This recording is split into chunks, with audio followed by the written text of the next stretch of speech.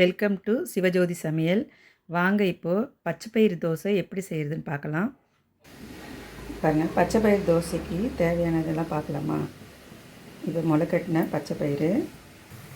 பச்சைப்பயிரில் நம்ம அரைக்கிறது என்னென்னா பாருங்கள், ஒரு 2 பச்சை மிளகா, இஞ்சி பூண்டு, மிளகு, சீரகம், சோம்பு. தாளிப்புக்கு கருவேப்பிலையும் புதினாவும் வச்சுக்கலாம், கொத்தமல்லி கொஞ்சம். இது மிளகு எதுக்குன்னா, சில பேருக்கு சளி பிடிக்கும், ஜீரணத்தன்மை ஆகாதுன்னு சொல்லுவாங்க. அதனால் கொஞ்சம் இஞ்சி பூண்டு மிளகு சேர்த்தோமா டக்குன்னு ஜீரணமாகும், அதுக்கு தான் இது. இப்போ இது எல்லாத்தையும் ஒன்றா போட்டு உப்பு கொஞ்சம், கல் உப்பு கொஞ்சம் சேர்த்து அரைச்சி எடுத்துகிட்டு வந்துடலாம், பார்க்கலாம். இங்கே பாருங்கள்,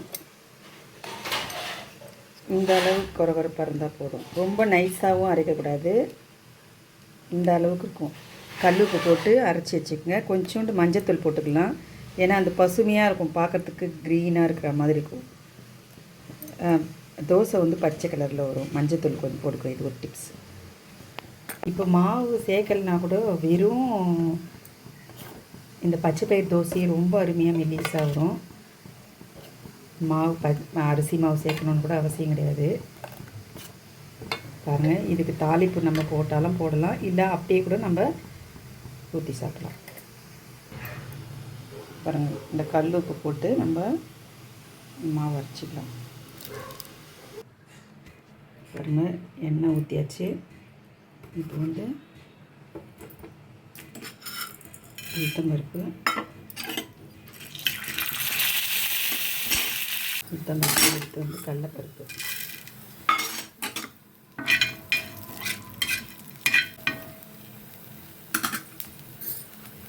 ஒரு 4 சீரகம்.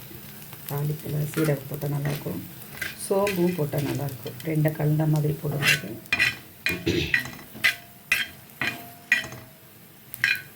இந்த டைமில் கொஞ்சம் பெருங்காயம், கொத்தமல்லி, கருவேப்பிலை, புதினா எல்லாத்தையுமே ஒரு வதக்கலாம். சிம்மில் வச்சுக்கணும். அதுக்கு இந்த சூட்லேயே இது நல்லா வந்துடும். எடுத்து கொட்டிடலாம். இறக்கும்போது கொஞ்சம் மஞ்சத்தூள் போட்டுக்கணும்.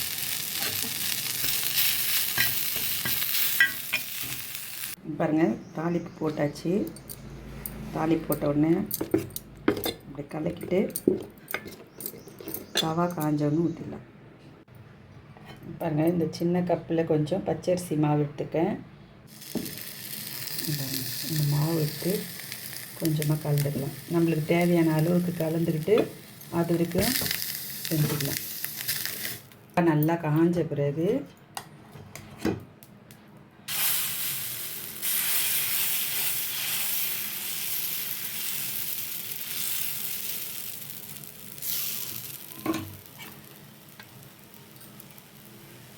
சும்மா கொஞ்சமாக நெய், உங்களுக்கு பிடிச்சது நெய்யோ இல்லை எண்ணெயோ ஏதோ ஒன்று ஒரு சுற்றி இது மேலே ஊற்றிட்டு,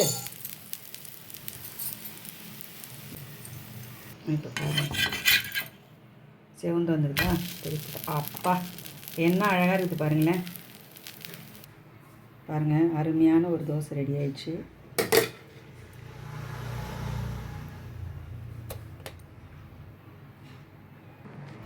பாருங்கள், இந்த மாதிரி வெங்காய சட்னி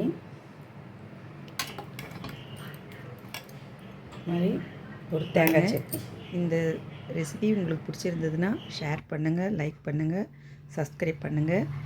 இப்போ அவர்கிட்ட எடுத்து போய் கொடுக்கலாம், என்ன சொல்கிறாருன்னு பார்க்கலாமா, வாங்க. நமஸ்காரம். இன்னைக்கு எங்கள் வீட்டில் எங்கள் எல்லாருக்கும் பிடிச்சமான ஸ்பெஷல் பச்சைப்பயிறு பெசரட் தோசை, ஆந்திரா ஸ்டைல். இதுக்கு காம்போ பார்த்தீங்கன்னா வெங்காயம் கார சட்னி, அதாவது ஆந்திராவில் எர்ரகாரம்னு சொல்லுவாங்க, நல்லாயிருக்கும். அதுக்கப்புறமா நல்ல தேங்காய் சட்னி அருமையாக இருக்குது, சூப்பர், எதிர்பார்த்ததோட அருமையாக இருக்குது. தேங்க்யூ. இன்னொன்று, இதில் நிறைய புரோட்டீன், குழந்தைங்கள விரும்பி சாப்பிடுவாங்க, சத்து நிறையா. அதனால பிரியமாக குழந்தைங்களை சாப்பிட்றதுனால சூடாக கொஞ்சம் நெய் போட்டு சாப்பிட்டீங்கன்னா இன்னும் நல்லாவே இருக்கும். சூப்பர், நல்ல ஹெல்த்தி ஃபுட்டு. சூப்பருங்க, தேங்க்யூ.